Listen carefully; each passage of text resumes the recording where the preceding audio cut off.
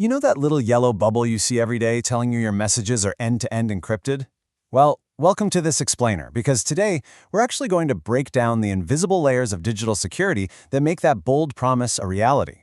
If you've ever wondered how platforms like WhatsApp keep your private chats completely locked down from prying eyes, you're in exactly the right place. And honestly, the best part? We're skipping the heavy math entirely. No equations here. Instead, we're going to look at the elegant, real-world workflows powering these systems.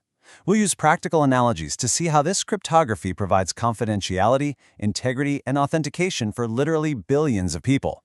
So get comfortable. The way these invisible locks secure our digital lives is absolutely fascinating. Imagine you want to send a securely locked box to a friend.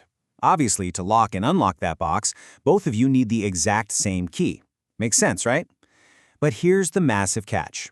Imagine you're standing on opposite sides of a super crowded public street where anyone, hackers, internet service providers, you name it, can overhear everything you shout to each other.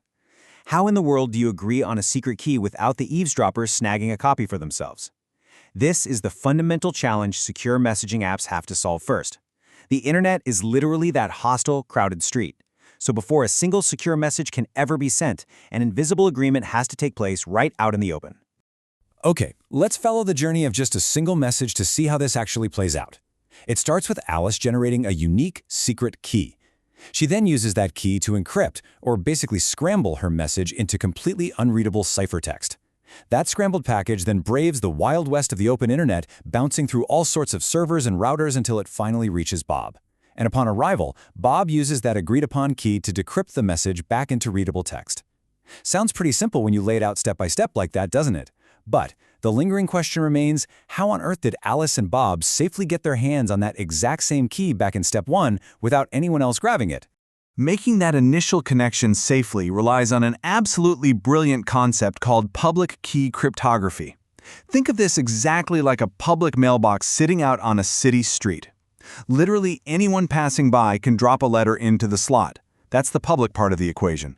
But only the specific owner of that mailbox, the person holding a unique physical key, can actually open the box and read the letters inside. In the digital realm, Bob essentially shares his mailbox location publicly. Alice encrypts her secret key by just dropping it into his digital mailbox. So even if an attacker intercepts the transmission in midair, they're essentially just staring at a heavily armored steel mailbox. Only Bob has the private key required to actually open it. But there's a major caveat with public key cryptography. It's computationally heavy and, frankly, incredibly slow. I mean, using that massive, heavily armored bank vault for every single rapid-fire text message, GIF, or emoji you send, that would drain your battery in minutes and lag your conversations to a total halt. So, the system does something super clever to speed things up. Once Alice and Bob use the mailbox method to safely agree on a secret key, they instantly switch to symmetric encryption for the actual chatting. Symmetric encryption is just like a shared house key. Both people now hold a copy of the exact same key, and anyone with that key can instantly lock and unlock the front door. It is unbelievably fast, highly efficient, and perfectly suited for real-time messaging without any lag whatsoever. Now, to build a completely secure, bulletproof system, engineers can't just rely on one single type of lock. They use a much broader cryptography toolkit. And understanding these tools is way easier when we map them to their real-world equivalents. First up, we have the hash function, which acts just like a unique fingerprint for your data. Changing even one tiny letter in a massive document creates a totally different fingerprint, which instantly alerts you if a message was tampered with in transit. Next, we have digital signatures. These serve as an identity passport, mathematically proving you are exactly who you say you are. If a hacker tries to forge the signature, the verification completely fails. But hey, how do you trust the passport in the first place? Well, that's where a certificate authority comes in, functioning exactly like a trusted passport office. You trust the passport because you inherently trust the government that issued it, just like your phone trusts certificates issued by verified tech authorities. And finally, the session key. Think of this one like a temporary hotel room key. It's valid only during your active conversation. The moment you check out or close the chat, the key becomes entirely useless. All these tools work in perfect harmony to establish total trust and integrity. Okay, let's take a beat here, because this brings us to a massive potential flaw. Why don't Alice and Bob just use that fast, symmetric house key for the rest of their lives? It seems easier, right? Well, to understand why using one permanent key is a terrible idea for digital security, we need to look at a literal digital nightmare scenario.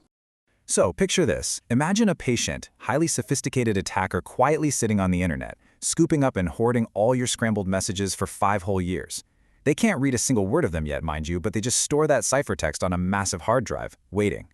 Then, somehow, they hack your phone today and steal your one permanent encryption key. Are 5 years of your private life suddenly exposed?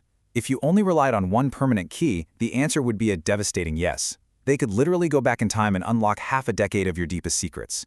Thankfully, modern secure apps solve this terrifying problem with a brilliant cryptographic property called forward secrecy. Think of forward secrecy like writing your deepest daily thoughts in a disposable notebook, and right at midnight, you burn it. You start tomorrow with a brand new, fresh notebook. So even if a thief breaks into your house and steals your current notebook tomorrow, yesterday's notes are already burned to ash and gone forever. In the digital world, secure messaging apps are constantly replacing your encryption keys, often churning out brand new keys with every single message you send. Because the old keys are mathematically destroyed, your past conversations remain permanently locked, even if your device is fully compromised today. Because of this robust, layered architecture, we really need to permanently bust a very common myth. There's this pervasive idea out there that messaging servers are just storing all your chats in a readable database, just ripe for the picking by rogue employees or governments. But the reality is quite different. The server is merely a secure delivery service. It just forwards heavily encrypted packages back and forth. Because of the public key exchanges, the symmetric encryption, and the forward secrecy we just talked about, the server itself physically cannot open the packages. It simply doesn't possess the decryption keys.